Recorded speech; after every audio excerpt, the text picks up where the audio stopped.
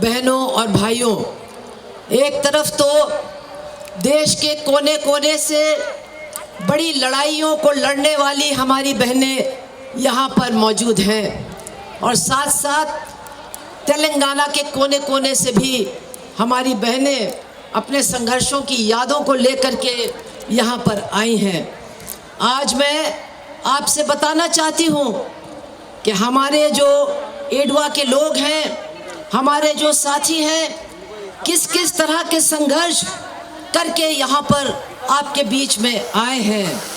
अभी आप सुन रहे होंगे, अगर पहाड़ में हम देखें तो पहाड़ में उत्तराखंड है, एक छोटा सा राज्य है, लेकिन आज वो पूरा राज्य महिलाओं के पीछे खड़ा है, क्योंकि एक महिला के साथ वहाँ के बीजेपी के नेताओं ने बलात्कार किया, उसकी जान ले ली, उसको मार डाला और आज पूरा उत्तराखंड महिलाओं के साथ खड़ा है कि हम न्याय लेके रहेंगे, वरना हम सरकार को चलने नहीं देंगे। आज हम देख रहे हैं कि हमारी महाराष्ट्र की बहनें भी यहाँ पर आई हैं। अभी उन्होंने किसानों के साथ एक बहुत बड़ा लॉन्ग मार्च निकाला, पैदल मार्च निकाला, वहाँ के प्रशासन को घेर लिया और 2 दिन तक प्रशासन को घेर के रखा, नारा लगाया और प्रशासन को, जो बीजेपी का प्रशासन है, उनको उनके सामने झुकना पड़ा और सबकी मांग, महिलाओं की मांग और किसानों की मांगों को मानना पड़ा। आज हमारे बीच में हमारी बहुत बहादुर बंगाल की बहनें हैं जो पिछले 15 सालों से एक फांसीवादी हमले का मुकाबला कर रही हैं, हर तरह की गुंडागर्दी का सामना कर रही हैं। हमारी तमाम महिलाओं के साथ बलात्कार हुआ है, उनकी हत्या हुई है। अभी आपको मालूम है, हाल में ही एक मेडिकल कॉलेज की जो डॉक्टर थी, उसके साथ बलात्कार हुआ, उसकी हत्या हुई। लेकिन हमारी बंगाल की जो एडवा की बहनें हैं, वो उस लड़ाई में आगे हैं और न्याय को लेकर के रहेंगी। इसी तरह से हमारी त्रिपुरा की बहनें, आप जानते हैं बहुत छोटा सा राज्य है, वहाँ आदिवासी जनता है, जंगलों में रहने वाले लोग हैं, गरीब लोग हैं।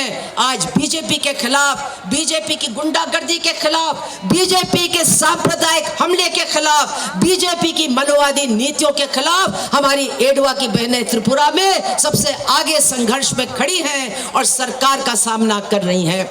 इस तरह से आप देखिए, पूरे देश में हमारी जो यहाँ पर महिला आई हैं अलग अलग राज्यों से, वो संघर्षों की कहानी लेकर के आई हैं। अभी कॉमरेड वृंदा ने, कॉमरेड श्रीमती ने आपको बताया कि केरला में एक नया रास्ता जनता को दिखाया जा रहा है, महिलाओं को दिखाया जा रहा है कि एक ऐसी सरकार भी हमारे देश में हो सकती है जो गरीबों के लिए काम करती है, महिलाओं के लिए काम करती है, सांप्रदायिक हिंसा को होने नहीं देती है, गुंडों को जेल में भेजती है, बलात्कार का सामना करती है और गरीबी दूर करने का जो सबसे बड़ा काम है हमारे देश में, उसको करती है, उसमें आगे बढ़ती है।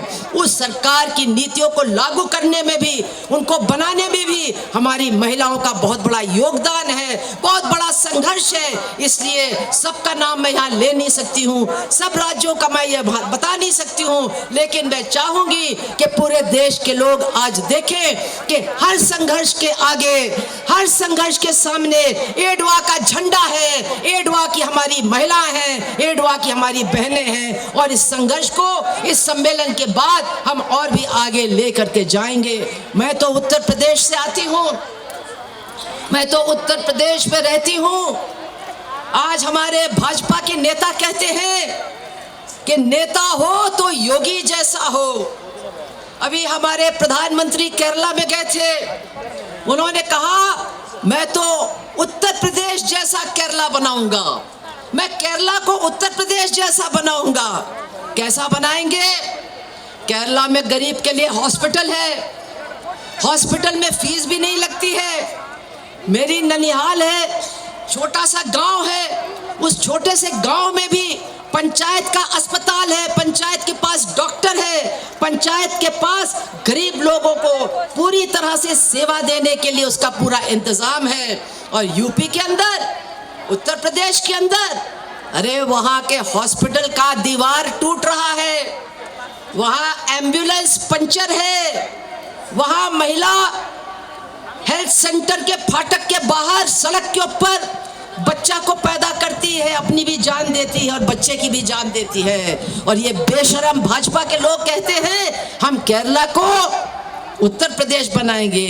इसका मतलब आप समझिए कि ये अगर आगे बढ़े, इनको हमने मौका दिया तो ये बात बिल्कुल सच है, ये पूरा देश उत्तर प्रदेश जैसा ही बना देंगे। वहाँ स्कूल सब बंद हो जाएंगे, वहाँ हेल्थ सेंटर में गाय को बांधा जाएगा, वहाँ सबसे ज्यादा बलात्कार होगा, सबसे ज्यादा हिंसा होगा, सबसे ज्यादा दलितों का अत्याचार होगा।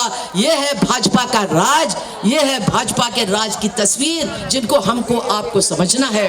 बहनों, आज हम लोग यहाँ पर इकट्ठा हुए हैं अपने देश के बारे में सोचने के लिए, अपने बारे में सोचने के लिए, लेकिन साथ साथ हमको ये भी देखना है कि दुनिया में दूसरी जगहों पे हमारी बहनों के साथ क्या हो रहा है। आज हमको देखना है कि पैलेस्टाइन के अंदर हमारी माता बहनों के साथ क्या हो रहा है, हमारे बच्चों के साथ क्या हो रहा है। वहां पर उनका नरसंहार हो रहा है, जितने लोग मारे गए, 1 लाख से ज्यादा लोग मारे गए, उसमें से आधे से ज्यादा बच्चियां हैं, बच्चे हैं, हमारी माताएं हैं। बेरहमी से उनको ज़ायनिस्ट फोर्सेस मार रहे हैं और उनके पीछे अमेरिका खड़ा है और अमेरिका के पीछे हमारा चौकीदार भी खड़ा है। हमारा चौकीदार भी अमेरिका के पीछे खड़ा है कि तुम आगे आगे चलो, हम तुम्हारे पीछे पीछे आएंगे।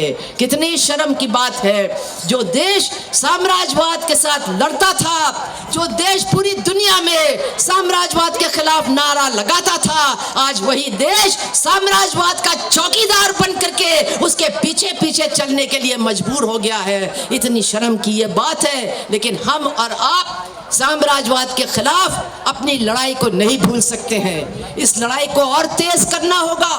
आज ये ट्रंप, ये साम्राज्यवादी देश, ये पूरी दुनिया की जनता को धमकी दे रही है, पूरी दुनिया की जनता को कह रही है हम राजा हैं, हम सम्राट हैं, हम सबके ऊपर राज करेंगे। आज हमको वेनेजुएला से झगड़ा है तो वेनेजुएला का राष्ट्रपति उठा करके, उसकी पत्नी को उठा करके हमने अपने आज जेल में बंद कर दिया है। आज हमको ग्रीनलैंड अच्छा लगता है तो हम ग्रीनलैंड पे भी कब्जा करेंगे। और हमको आंख दिखा करके, भारत को आंख दिखा करके कहता है तुम सस्ता तेल खरीदोगे, तुम किसी के साथ बातचीत करोगे तो तुम्हारे ऊपर 25% टैरिफ लगाएंगे, 50% लगाएंगे, 500% भी लगाएंगे। और हमारा चौकीदार बोलता है अरे नहीं हुजूर, ऐसा मत करना, ऐसा मत करना, हमको माफ कर दो, हम अपना रास्ता बदल देंगे। तो साम्राज्यवाद के खिलाफ हमको लड़ना होगा। साम्राज्यवाद के खिलाफ जनता को हमें इकट्ठा करके समझाना होगा कि आज पूरी दुनिया की जनता को साम्राज्यवाद से खतरा क्या है।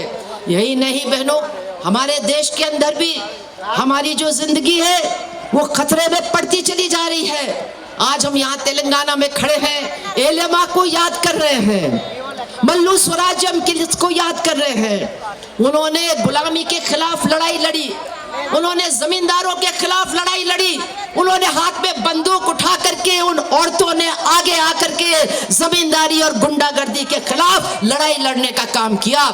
लेकिन आज 77 साल हो गए, 78 साल हो गए हैं, वो लड़ाई खत्म नहीं हुई है। वो लड़ाई नए रूप में हमको लड़नी होगी। वो पुराना जमींदार गया, लेकिन अब अडानी आ गया, अंबानी आ गया, पूरे जमीन का नया मालिक आ गया। अरे वो जो रामचंद्र रेड्डी था वो तो 40 गांव का मालिक था, अब तो अडानी और अंबानी ये पूरे देश के मालिक बन गए हैं। और हमारा प्रधानमंत्री कह रहा है और क्या दे तुमको, अरे आसमान दे दिया तुमको, हवाई जहाज दे दिया, हवाई अड्डा दे दिया, तुमको समंदर भी दे दिया, तुमको बंदरगाह भी दे दिया, तुमको रेल भी दे दिया, तुमको जमीन भी दे दी, जमीन के नीचे जो कुछ है वो भी तुमको दे दिया। अब बताओ तुमको और क्या देना है। ये हमारी सरकार की हालत है। तो एलेमा की लड़ाई, मल्लू स्वराज्यम की लड़ाई खत्म नहीं हुई है, वो नए रूप में और भी ज्यादा खतरनाक रूप में हमारे सामने है। उसको हमें लड़ना होगा। कल 26 जनवरी है, कल संविधान को लागू किया गया। लेकिन आज ये मनुवादी लोग, ये डॉक्टर बाबा साहब अम्बेडकर द्वारा बनाए गए संविधान को समाप्त करने के लिए, खत्म करने के लिए, उसकी आत्मा को खत्म करने के लिए मनुस्मृति को लागू करना चाहते हैं। और इसीलिए सबसे ज्यादा हमले महिलाओं के ऊपर इनके द्वारा जो शासित राज्य हैं, जहां जहां इनकी सरकार है, हरियाणा में, उत्तर प्रदेश में, बिहार में, मध्य प्रदेश में, जहां जहां इनकी सरकार है, सबसे ज्यादा हमले महिलाओं के ऊपर, बच्चियों के ऊपर, दलितों के ऊपर वही हो रहे हैं। और न्याय किसको मिल रहा है? न्याय पीड़ित पक्ष को नहीं मिल रहा है, न्याय महिला को नहीं मिल रहा है, उस बच्ची को नहीं मिल रहा है। न्याय किसको मिल रहा है? बलात्कारी को मिल रहा है। न्याय किसको मिल रहा है? हत्यारे को मिल रहा है। कभी कभी भाजपा वालों से पूछना होगा, अरे भैया तुमको ये बलात्कारी इतने अच्छे क्यों लगते हैं? वो चाहे राम रहीम हो, चाहे बिल्किस बानो के बलात्कारी हो, चाहे हमारे जो पहलवान बहनें हैं उनको सताने वाले हमारे यहाँ के एमपी हों, ये सब तुमको क्यों अच्छे लगते हैं? अच्छे इसलिए लगते हैं क्योंकि ये मनुवादी हैं, ये महिलाओं को नीचा दिखाना चाहते हैं, ये महिलाओं के तमाम अधिकारों को छीनना चाहते हैं और महिलाओं पर हमला करने वालों को पूरी तरह से सुरक्षा देने के लिए तैयार रहते हैं। इसलिए मेरी बहनों, और यहाँ आप लोग इकट्ठा हो, बड़ी बड़ी लड़ाइयाँ आपने लड़ी हैं, लेकिन और भी बड़ी लड़ाई हमको आगे बढ़ करके लड़ना है। हमको कमरेड स्वराज को याद करना है, एलेमा को याद करना है, पापा उमरनाथ को याद करना है, और जो हमारे तमाम नेता थे, तमाम रास्ता दिखाने वाले लोग थे, सुशीला गोपालन, मैथिली शिवरामन, बहुत सारे हमारे नेता हैं। हम लोग बहुत भाग्यवान हैं कि ऐसे नेता हमारे एडवा को मिले। आज उनको याद करते हुए हम अपने अंदर ताकत भर के कहेंगे, हम आपको भूलेंगे नहीं, हम सिर्फ आपकी तस्वीर को हार माला नहीं पहनाएंगे, आपकी याद से हम हिम्मत जुटा करके महिलाओं को, पुरुषों को, बच्चों को, गरीबों को इकट्ठा करके इस सरकार के खिलाफ और साम्राज्यवाद के खिलाफ अपनी लड़ाई को आगे लेकर के जाएंगे, लड़ेंगे और जीतेंगे। इतना कह करके मैं अपनी बात को समाप्त करती हूँ। महिलाएं एकता जिंदाबाद।